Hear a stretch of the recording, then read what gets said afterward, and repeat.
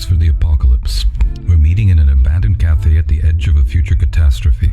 My name is Ivan Kokmerek, and periodically I prepare a guest for an adventure into a desolate apocalyptic landscape, and I provide them with a knapsack into which they can place 5 comics or graphic novels of their choice to accompany them through oblivion. Their very difficult job is to make those choices. Hello, we're here today with Mark Shainblum. A force in Canadian comic has a professional life as a weave of comics, science fiction, and journalism. Published in Quill and Quire and other magazines, created Northguard, Fleur-de-lys, done tremendous work in SF and the Canadian SF collecting community. Mark, welcome to our little imaginary workout here. Thank you. Thanks for having me. I'm really pleased to be here. Can we start off with, yes, you were born in Montreal.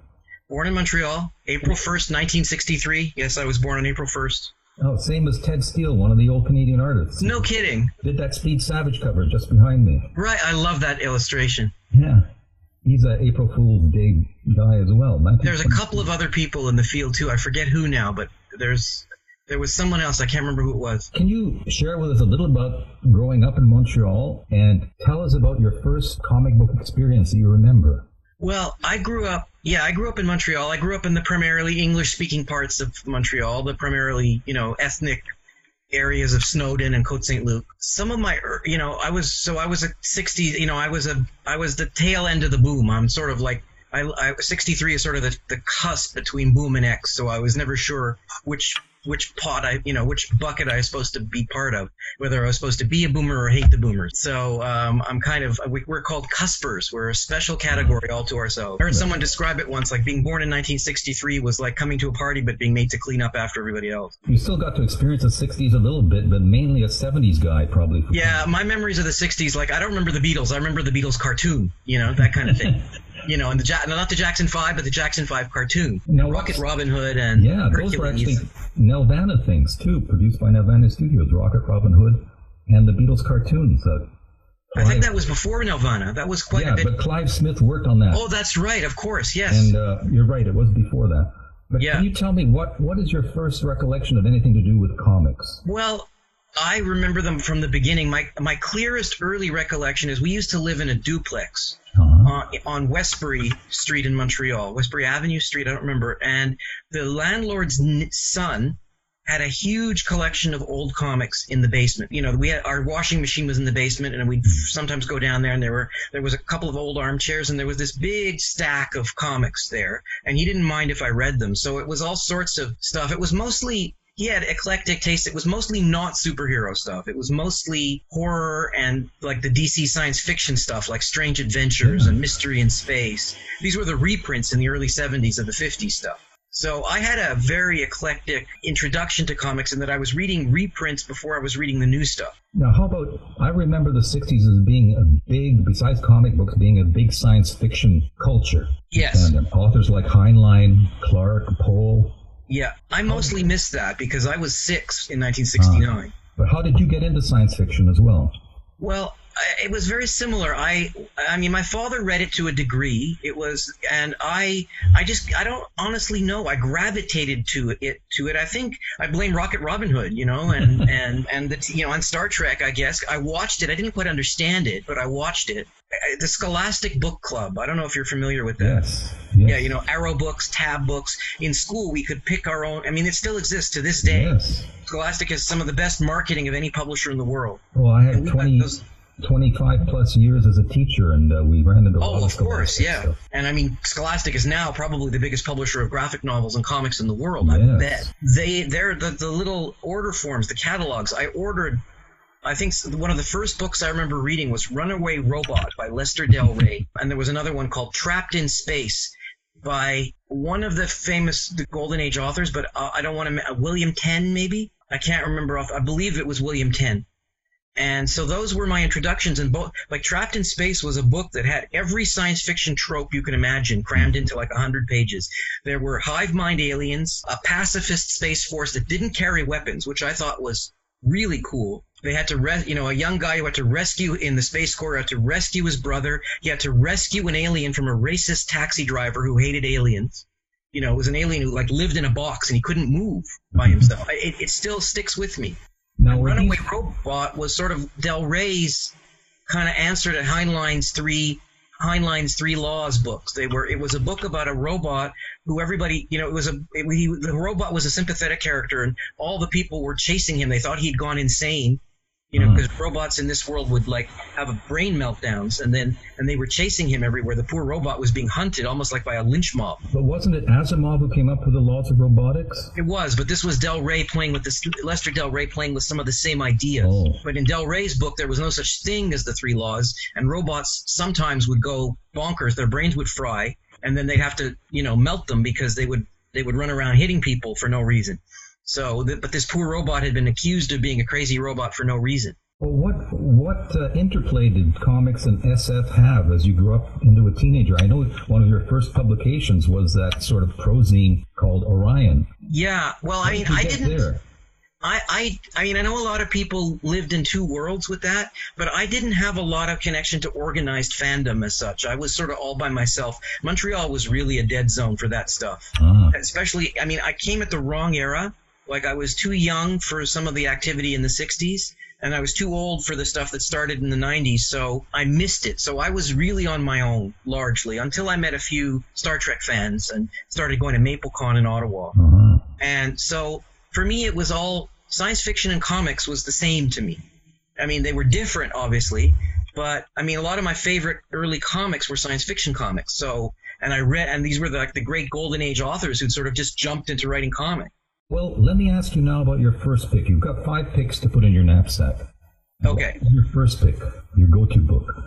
Okay, well, I hadn't even thought of it till a few minutes before this. I had completely forgotten. I would pick The Dreamer by Will Eisner. Oh. I'm trying to pick. I sat down and I'm going, okay, I'm not going to pick The Dark Knight. I'm not going to pick Watchmen. Everybody would do that. Everybody recognizes their importance. But I've read them, and it's like they don't bear a lot of rereading, if you know what I mean. Well, Eisner's a great pick. What would The Dreamer give you if you pulled it out of your knapsack in the middle of that desolation? Yeah, and I've got it right here. I found it on the bookshelf. I reread this book many, many times, and it's Eisner's sort of love. It's his love story to the comics industry. I've realized over the years, it's cleaned up. He cleaned himself up. It's fictionalized. You're not supposed to read it as he wanted people to think it's autobiographical, but it's not. Clearly fabulism, he clearly fabricated. He literally twisted some stuff completely around in the book. In that there's a sequence where he and his partner Iger were working on comics for Charles Fox, and Fox had them create Wonder Man, which was the first real ripoff of Superman, and DC sued, or what was then DC sued. And in the book, Eisner refuses to lie on the stand and claim that he came up with the character. But apparently in real life, he didn't do that. So apparently in real life, they found the court records and he did lie. But the book itself it's about the early beginnings of comics. It's a book about, I identified with it. It's a book about a guy who dreamed of being in comics and did it and made it his life's work. For me, that was always a big deal. I had the same dream, but with regret that I didn't accomplish it the way Eisner did, certainly. I've met Eisner. He was such a wonderful man. Spent a whole day with him once at a Toronto Comic Convention because I volunteered to help Dennis Kitchen sell comics, so I got to spend the whole day with Dennis. And now, can I ask you, you put out Orion, I think, around 1980. You must have been about 17. I was 18 years old. It was 1981. You're almost dead on, yeah. How did that come about? I had started receiving fanzines. I started subscribing to fanzines. I discovered them, I see fanzines as a slow internet before there was an internet, And I'm not original with that, but, I think I came up with it independently, but other people say the same thing. I was right at the tail end of the old, photocopy it and staple it in your basement era, when you still did it on a typewriter. That was what I wanted to do. I subscribed, I don't know if you know Robert Runte. No. He's a science fiction writer and editor who lives in Alberta, and he used to publish a fanzine called New Canadian Fandom in the 80s, which was itself a revival of Canadian fandom from the 50s. And he was doing the classic fanzine typed on a typewriter, sent to a mailing list. And I started subscribing to that, and I started to get connected with other people in fandom. But I saw other fanzines too. I remember there was one called Phantasmia or Fantasia out of British Columbia, which was very similar to Orion in that it was both science fiction and comics in the same zine. And it was professionally produced with typesetting. I was attending CJEP, which is in Quebec, 2-year college after you graduate high school in grade 11, then you go to college for 2 years before you go to university. It's almost what grade 13 was at the time here. Yeah, exactly. It was the equivalent of grades 12 and 13. And I was between my first and second year, and I loved CEGEP. It was the best time I ever had in school. And I worked on the school newspaper, which was originally called The Paper. We had access to a typesetting machine, this giant Linotronic, very early, effectively an extremely early word processor with a printer the size of a garbage can, like an industrial garbage can attached to it.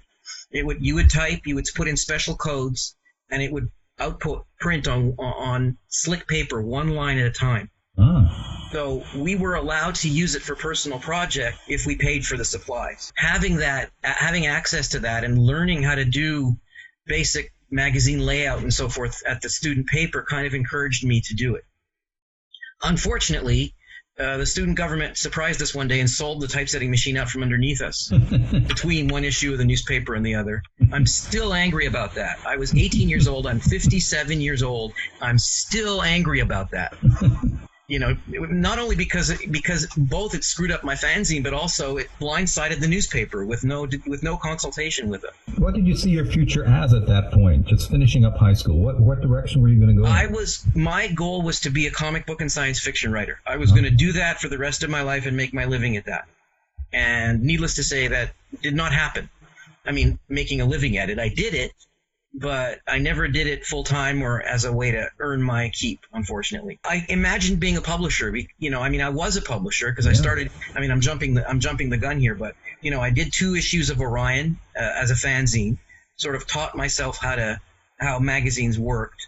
Was producing them really too fancy for the era because once I started typesetting, I didn't want to stop, so I started going to typesetting shops, producing them at a level that was really too expensive and too complicated for an 18-year-old kid. Oh, it was a slick magazine. I mean, it looked professional.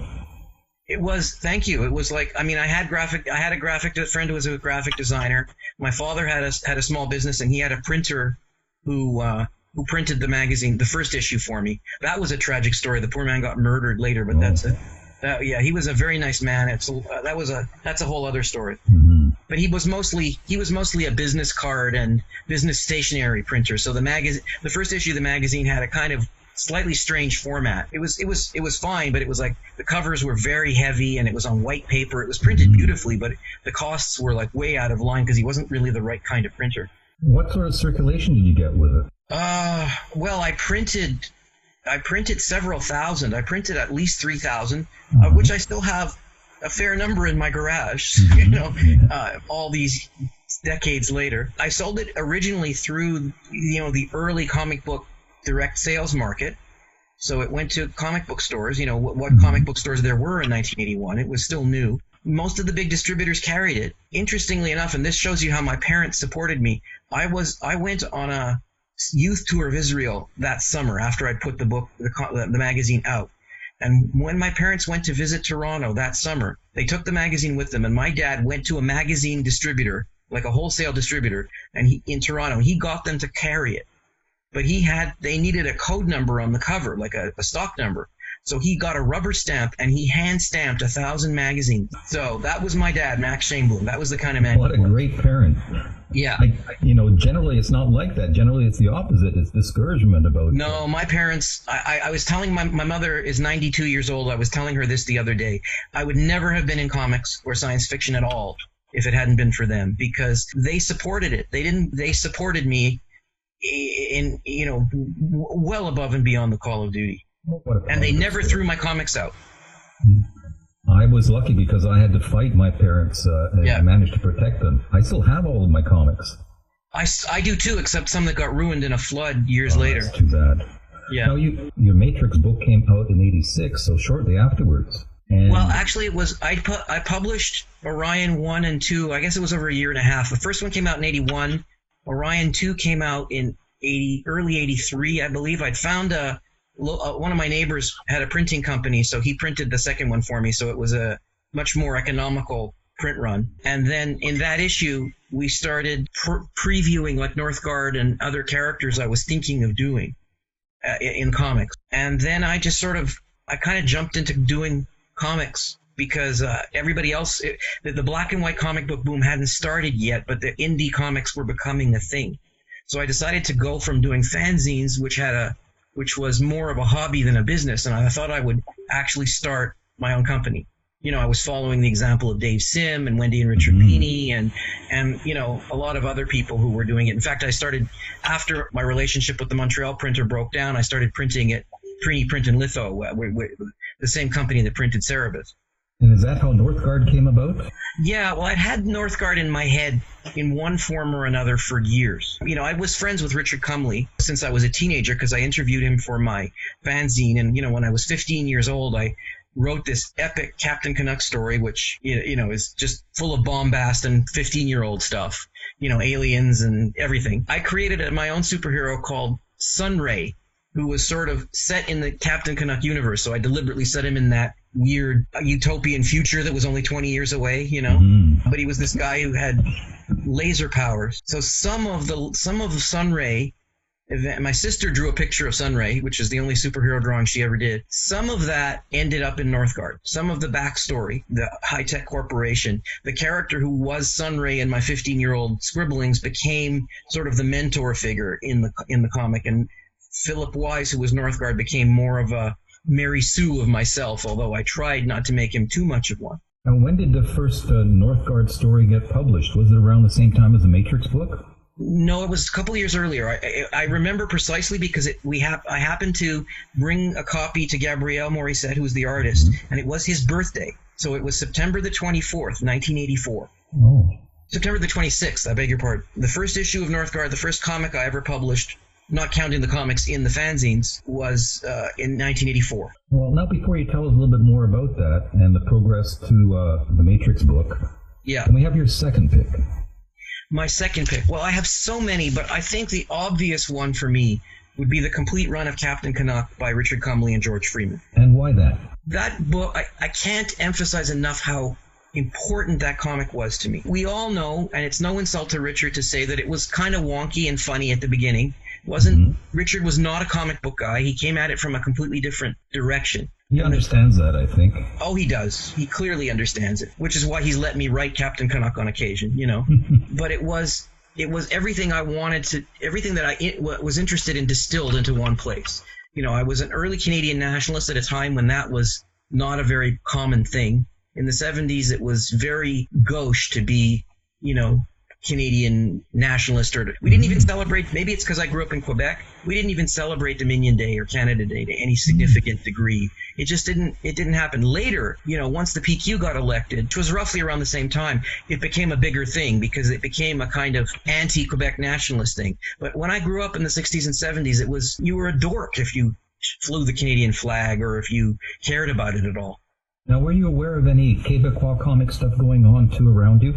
At that early date, no. But I was very aware. I'd read the Hersch and Lubert book, the Great Canadian Comic Books, and that a few years earlier, so I was very aware of that. I was aware of the World War II history at least as much as Hersch and Lubert mentioned. You read things like Orb? I hadn't seen Orb. It didn't make it to Quebec.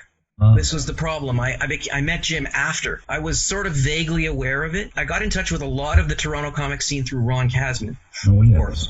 Yes. So I met Ron because Ron started sending me stuff through the mail when I was still publishing Orion. Through Ron, I met everybody in Toronto. So Ron was the internet before the internet. Yeah, I can understand that. Put everybody in touch with each other. And he's one of the best human beings I've ever met. I'd agree. Just, so, in fact, he worked on Northguard.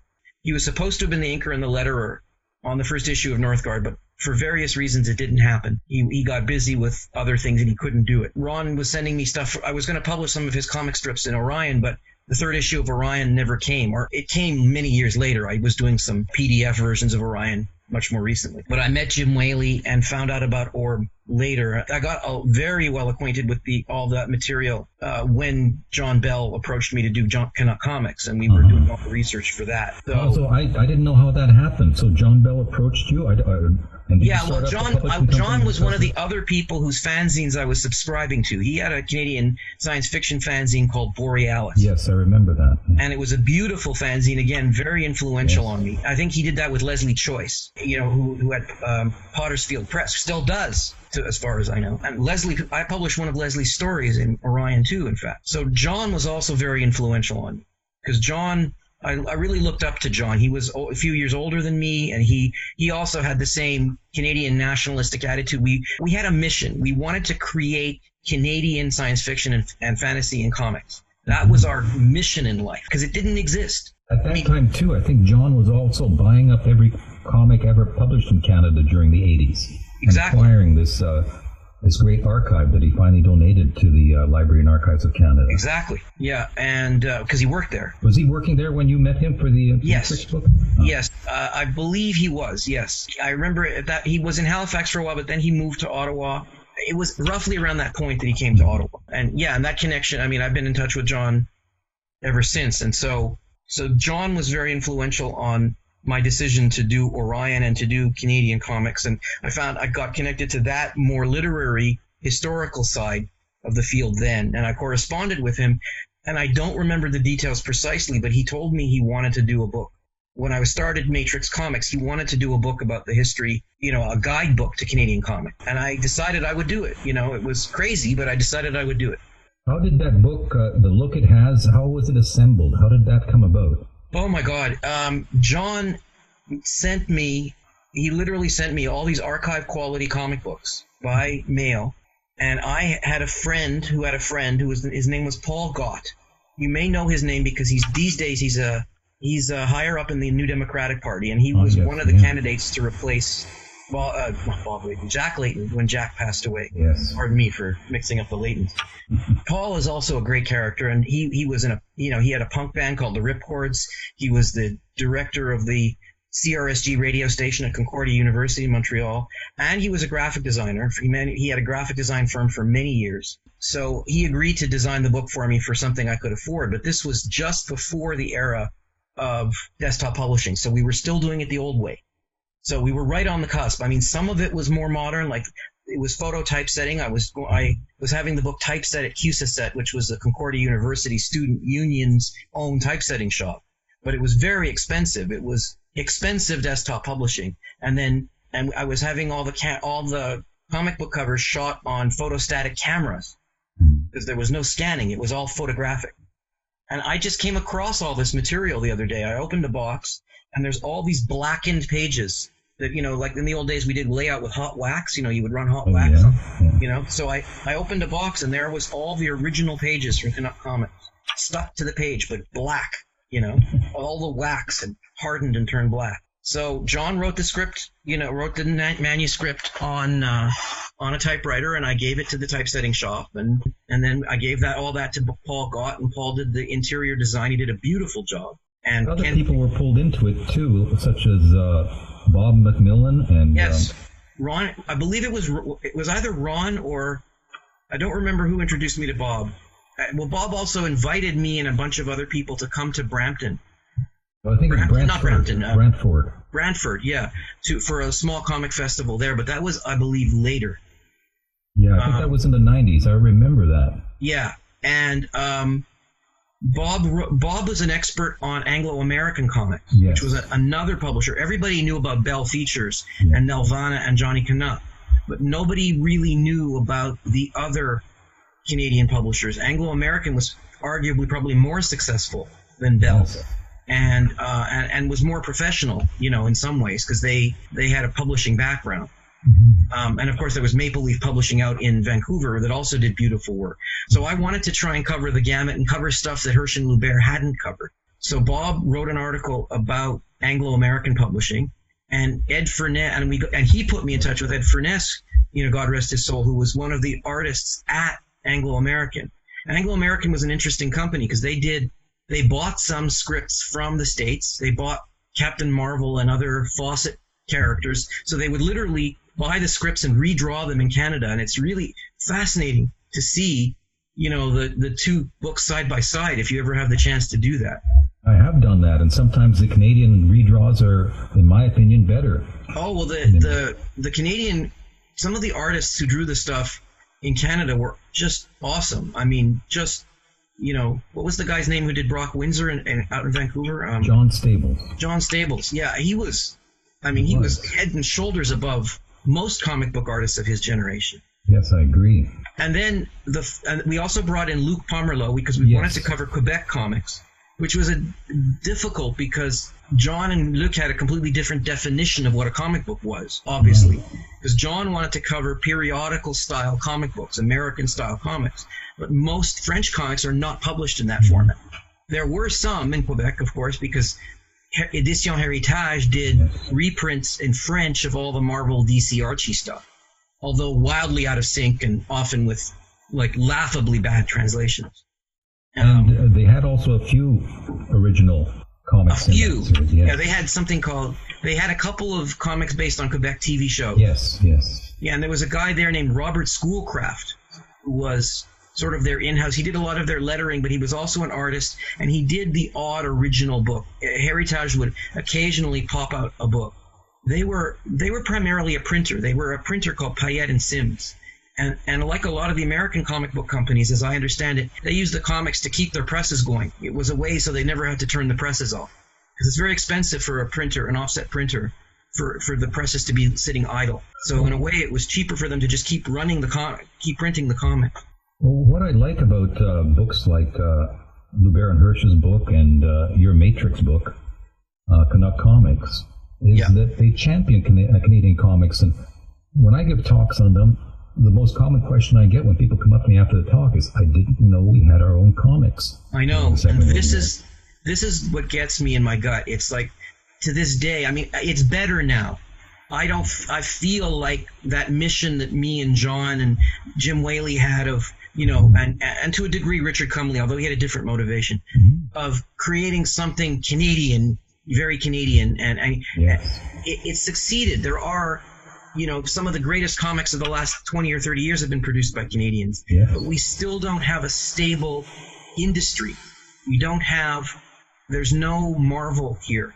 There's no, Britain has DC Thompson and Fleet where they did. There's no stable, every creator has to kind of recreate it for themselves. Yes, that's true. It's more like pockets of independent publishers all across the country.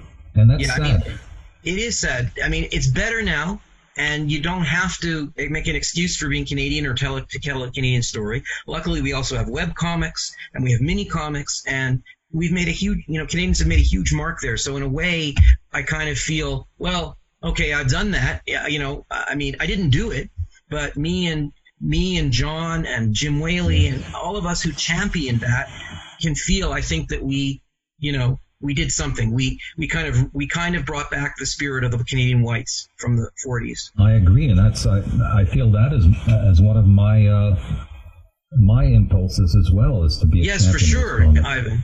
And I think that was one of the reasons you were recognized with a Schuster Award as well, which I think is very well deserved. Thank you. I appreciate that. I'll be honest, because it's so hard to make a living in it, and it's so hard to do it consistently, and because I've had issues in my own life, I haven't done it consistently. And it sometimes feels like it's a long time ago and very far away. And that hurts sometimes, but it's nice to hear that it still matters to people. Oh, it does very much. Let me ask you now about your third pick. You picked Eisner and The Dreamer, and you picked Richard's Captain Canuck work. What's your third pick? It's so hard to say. I've got so many books here. I just don't know which one. I'm gonna jump a little bit sideways. I'm gonna say Calvin and Hobbes. Why that choice? I think that was the most brilliant newspaper comic strip ever. I think, especially given the limitations he was working under. And especially given that he was so monomaniacal and focused on doing a comic strip and not T-shirts and not toys and not animated series and not lunchboxes. I have so much and he did it. It was brilliant. It was the kind of thing only a single genius creator could do. And I think it was probably the epitome of the gag newspaper strip. It was very philosophical, too. It was. And it reminded me of things like Crazy Cat and different parts of Schultz. Exactly. All of that. And I would have said stuff like Crazy Cat and Schultz and things of that nature, but I didn't grow up with those.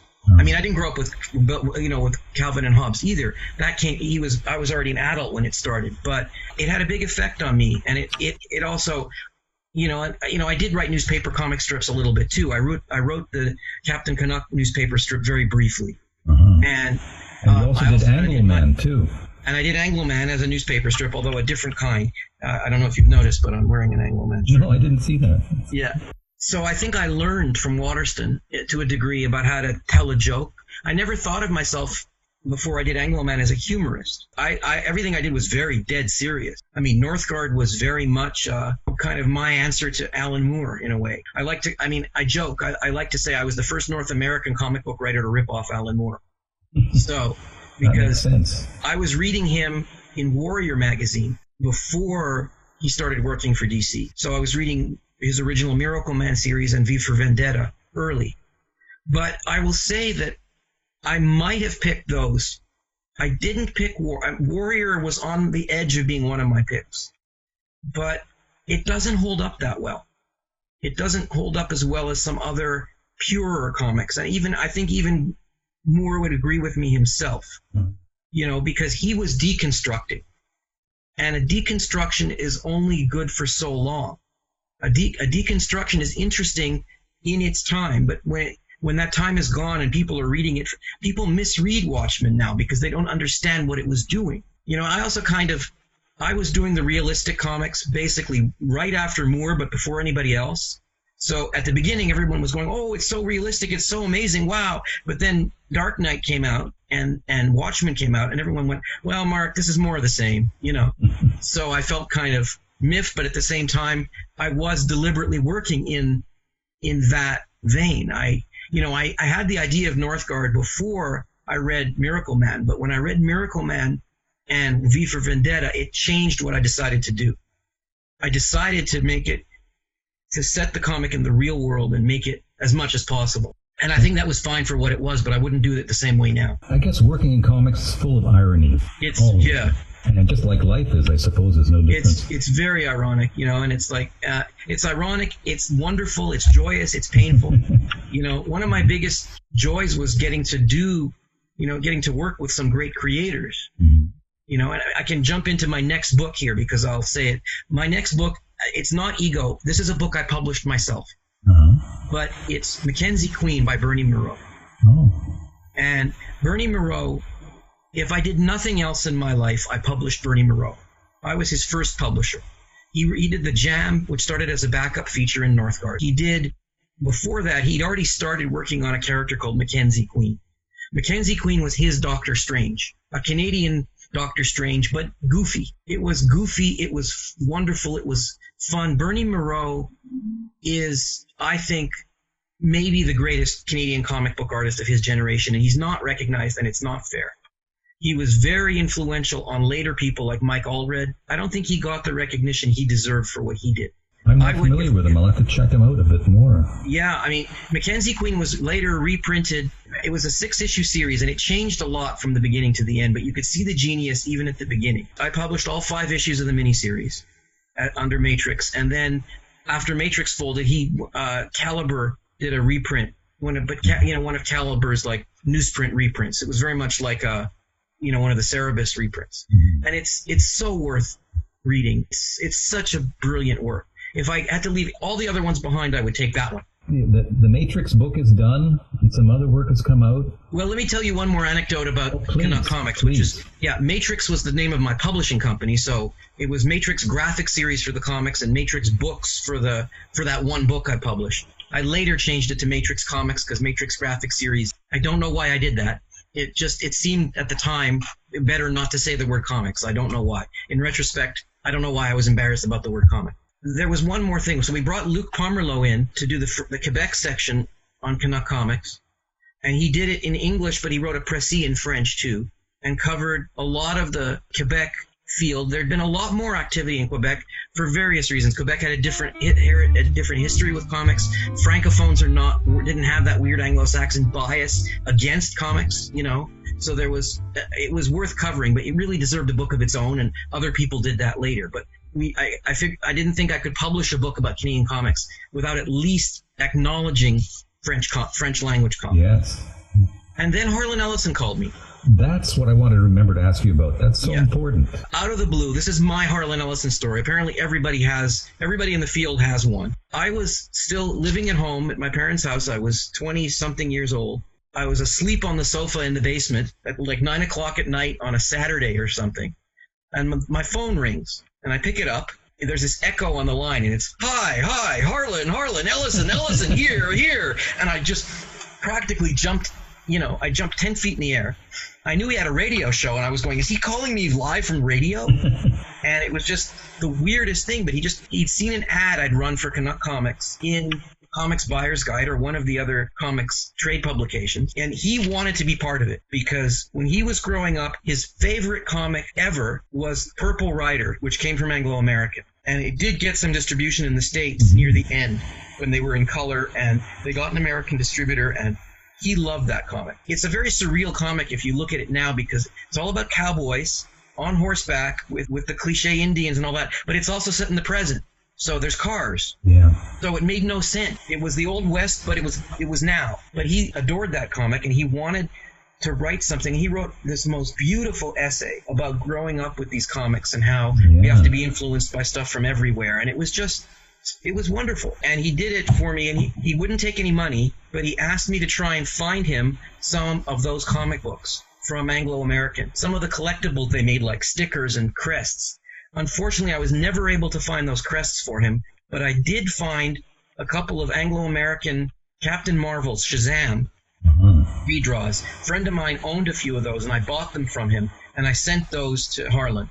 And he was very happy with those. It wasn't exactly what he wanted, but he loved it. From then on, it was the weirdest thing because he would call me. I was this kid, and I was talking to Harlan Ellison.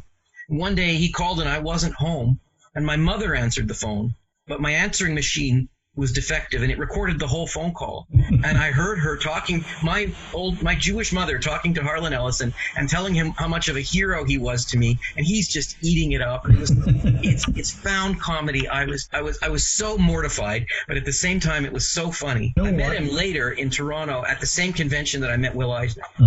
You know what's so pointed about that is that quite often, as a Canadian, it takes somebody else from a different culture, especially the States, to tell you how good your own stuff is. Yes, and I think for Canadians that's a bit of a neurosis. It is. And I think, luckily, the current generation is over that. I hope to a degree.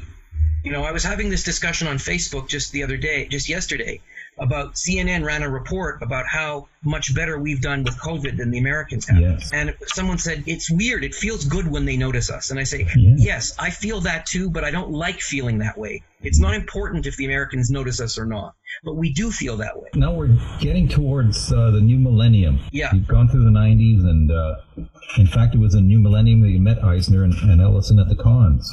Well, that was the late 80s, yeah. It was? Oh. Yeah, it was around 89. It was this one-off comic festival in Toronto. I think it was called the Toronto Comics Arts Festival. Oh. It was sort of a predecessor of TCAF. Well, yeah, actually, that's what TCAF stands for, but it was a predecessor of that. It was a one-off. It was some convention site. It never happened again. So it was a very unique experience. Oh, then you were lucky. I'm not aware of that at all. It was a very lucky. It was unusual, and there were a lot of really big names there, and this was after, unfortunately my company had collapsed by then. I never made a penny. I knew how to produce comic books. I figured it out, but I had no idea how to run a business. I had no idea what to charge for my comics, how much to print, how many to print, all that stuff. I simply just didn't know how to run a business. And that, again, is sort of brings back the issue about, not everybody is necessarily a businessman and wants to do the publishing part. In fact, many creators in comics don't have a business acumen at all. No, and I certainly don't. I had more than some people. I knew how to call a printer and get a printing quote.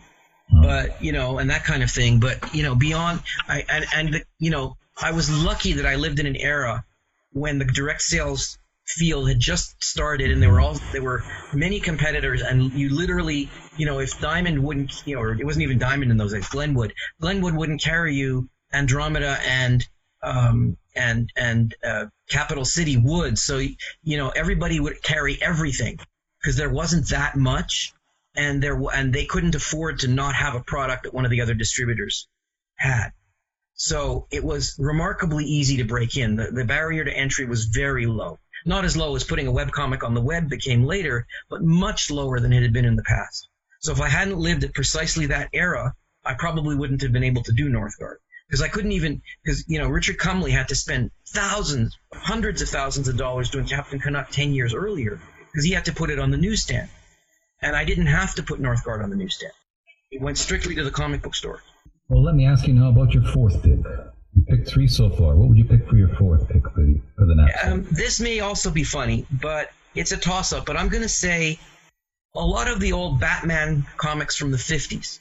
The Bill Finger, Dick Sprang, giant typewriter Batman stories. Because I read those as a teenager in reprint.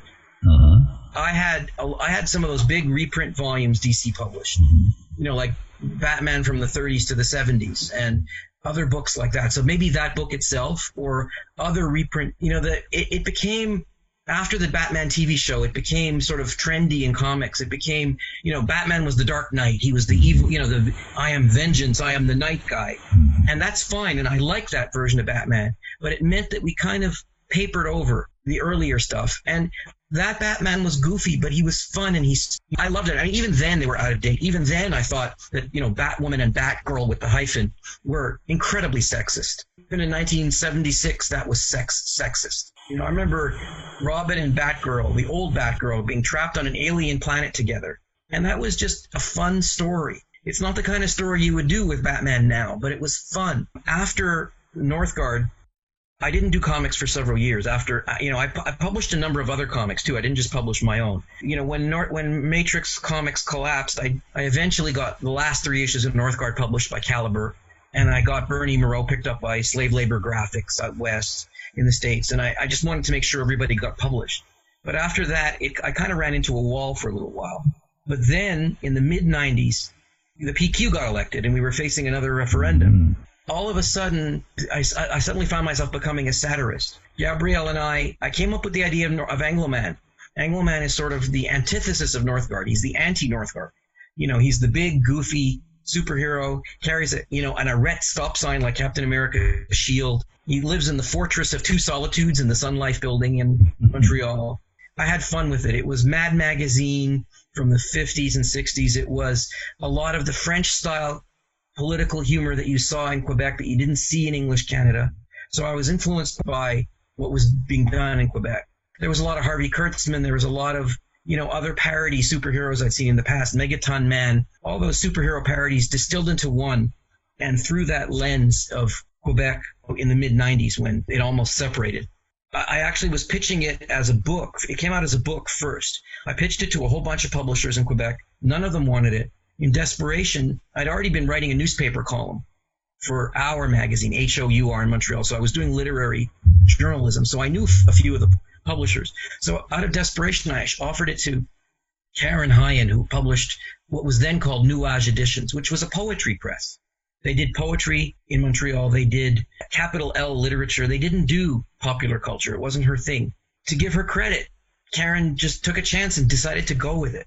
So she published it. She's still publishing. She's in Winnipeg now as Signature Editions. And she just became head of the literary press group. So she's still doing this all these years later. We put out Angloman. The first Angloman book was called Angloman, Making the World Safe for Apostrophes. So, and for anybody in Quebec in the 80s and 90s, that will have a reference because all the apostrophe S's disappeared from all the brand names because in French you don't do that. So Steinberg's became Steinberg, and all the other, Tim Hortons became Tim Horton and all that. It was a gag. It came out just after the Quebec referendum, but it hit a nerve and we did quite well with it. Not in a financial way, but in a sort of cultural way. And I was working with Gabriel Morissette, who was a francophone, same guy I did Northguard with. And we were having fun because we were being goofy. We did the first book, and then all of a sudden we became sort of the poster child for, Anglophone, Francophone cooperation and whatever. So, we were in the newspaper. We were interviewed on the eve of the referendum night. We were all of a sudden kind of a cultural phenomenon. We did a second book called Angloman 2, Money, Ethnics, and Superheroes, after Parisot's famous Money and Ethnics speech. the humor in those was gentler than the titles might seem, because we were trying to balance it. I was making fun of everybody while still being a Federalist, but I wasn't being a over the top angry Anglophone. I actually had a character called the Angry Anglo. And then Angloman, sort of in a backwards progression, became a newspaper strip.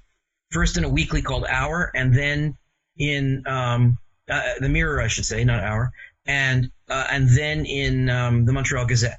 We were in the Montreal Gazette for almost 2 years in a very large format. It wasn't a regular tiny little comic strip. It was almost half of a quarter of a broadsheet page. They ran it in the Sunday edition under the science column by Dr. Joe Schwartz and refused to promote it. Like, I had to fight with them just to put it in the table of content.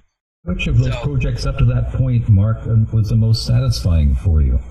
They were different. Angloman was satisfying in a way that I didn't get a lot of attention with Northguard. Northguard was sort of popular in the comic book field to a cult readership. It wasn't a mass market thing, but not the way Captain Canuck was. And that was fine. That was what I did my best. Hard to get publicity in those days. There was no internet. You had to go through the mainstream media outlets, and I got a little, but they weren't that interested. And so it was mostly comic book. Angloman was more of a cultural phenomenon. Angloman was more, it was a mainstream thing. It was aimed at a much broader audience. So that was fun. The sales were still not enormous, and the money was not enormous, but it was, at least it felt like I made a difference. I felt like I was part of the ongoing discussion in a way other people didn't necessarily get to be. Can I ask you again, then, how life has changed for you in more recent years? You made a move from Montreal to Ottawa. Yeah, well, I got married in the early 2000s. I married Andrea Lobel. We're now separated. We lived in Montreal for some time, but we both had, I didn't want to leave Quebec, but, I didn't want to be one of those Anglophones running away from Montreal. But for various personal and professional reasons, we had to move to Ottawa. So we've been here since 2012. We had our daughter, Maya, before we moved. She was born in 2007. And having a child completely changes everything. That's why I wanted to ask you about her. It totally inverts your priorities. It's like, it makes, you're all of a sudden, even being a creator, like I was used to like noodling at projects for years until they came to fruition. But, when you have to be a provider, you can't do that. I had all sorts of other graphic novel projects I wanted to pursue, but I had to earn a living. Yeah. And so all of a sudden I went to, I was a journalist as well, but again, not the most high-paying profession. So I went into corporate communications, and I did, I worked for, first I worked for I worked for the Just for Laughs Festival in Montreal doing writing. And I worked for a spin-off company from that did content and entertainment for cell phones in the earliest days of that. It was called Airborne Entertainment. I worked for Andy Northguard, who was the former head of the Just for Laughs Festival. And I met him through Angloman. It's one of the ways Angloman changed my life. So, and then I met Andrea. And then, I worked for a .com, so the .com blew up and I didn't have a job anymore. And then I started doing, I don't remember the exact sequence, but then somehow I got a job at McGill University running their publications division of the admissions office. And then I was the science communicator, then I worked for the science faculty, and then I worked for the media relations office. So I bounced around at McGill for 5 years. And then I ended up working for an associated institute, the Lady Davis Institute, which was the Jewish General Hospital. And then that ended. Unfortunately, I may not have been suited to be a businessman, but I wasn't also the greatest 9-to-5 guy either. It was a balancing act. There were other issues involved, and I really missed. I still did fiction. I published a few stories. I published a couple of science fiction stories, but mostly my time was taken up being a husband and a father and doing my day job. So for several years, I really did very little. I started a couple of webcomics before Maya was born, but the world has changed, and it's very hard now as a writer to find collaborators to work with. I liken it to dating. It's like Tinder. The expectations are different. It's very hard to find someone you're compatible with. Artists are busy, and they don't have time to work on your project. They have a project. Artists very rarely bring projects to writers. It's usually the other way around. And these days, if you want to start a series, you need to find an artist, and you have to be prepared to pay her or him up front, even to do the preliminary stuff necessary to sell the project, which was not the case in the 80s. That's not how Gabrielle and I started collaborating. It's a lot harder now to get these kinds of projects going, at least for me, than it was then. But in spite of that, you've come up with a new graphic novel project. Is there anything else on the horizon that you'd like to mention? Well, Andrea and I, my ex-wife and I, worked on a project that was supposed to be out by now. This is in the science fiction field. It's called Other Covenants, an anthology of alternate histories of the Jewish people. So it's an alternate history book. We have stories from Robert Silverberg, Harry Turtledove, some of the biggest names in the field, and also a number of new authors, young authors who've written some incredible stories for us. But unfortunately, our publisher blew up. So the book was they had a scandal, and just as we were about to get published, the publisher kind of imploded. The book is still being considered by other publishers right now, but then the COVID-19 hit. Yeah. So we're really hoping to get that book published soon, because that was a labor of love. I love alternate history. That's my other favorite genre within science fiction. And I with John Dupuy, I co-edited a book back in the 90s called Arrow Dreams, which was the first anthology of Canadian alternate histories. Yeah. There have been others since, but that was the first. I mean, I'm proud of those projects too. It's like I was able to, I had Arrow Dreams in my mind for a long time, and I was able to bring it to fruition. And Other Covenants as well. I also did a book called Superhero Universe, Tesseract's 19, which was a anthology of pro superhero stories that Claude Lalumiere championed. So that was in 2015. So I can't really say. I guess when I say that I haven't been working, when you think about it, it's kind of dumb to say that, because I have been. You do have two irons in the fire right now. I hope they come to the proper fruition that they deserve. Thank you very much. I appreciate it. Is there an ideal fantasy project that you have in your head that you'd like to do someday? It's funny because I'm lucky. My fantasy projects were Northguard, and to a degree Angloman, and Arrow Dreams, and Other Covenants. So I've gotten to do them. What you have to come to terms with is what you do next. It's like when you've had a dream when you're 18 and you want to publish comics, you want to create a Canadian superhero, and then once you've done it, what do you do next? I wish I had sort of, my biggest regret is not having had 20 years of Northguard stories. I'm working on one now. I'm friends with Jack Brilio here in Ottawa, who is an excellent comic book writer, and he has a character. He's a member of the Northern True North group, and he created the character Canada Jack. I beg your pardon, Dominion Jack, as part of the True North. And one of those weird coincidences, he did not know that there was a Dominion Jack when he created Canada Jack when he created Dominion Jack. He simply didn't know. Just as Richard Cumley didn't know that there was a Johnny Canuck when he created Captain Canuck. Yeah. But we're doing a Northguard Dominion Jack team up, to be illustrated by Hugh Rookwood, who's a very good illustrator. Well, I look forward to that then very much. Thank you. Now, we're getting towards the end, maybe we have your last pick, your final pick.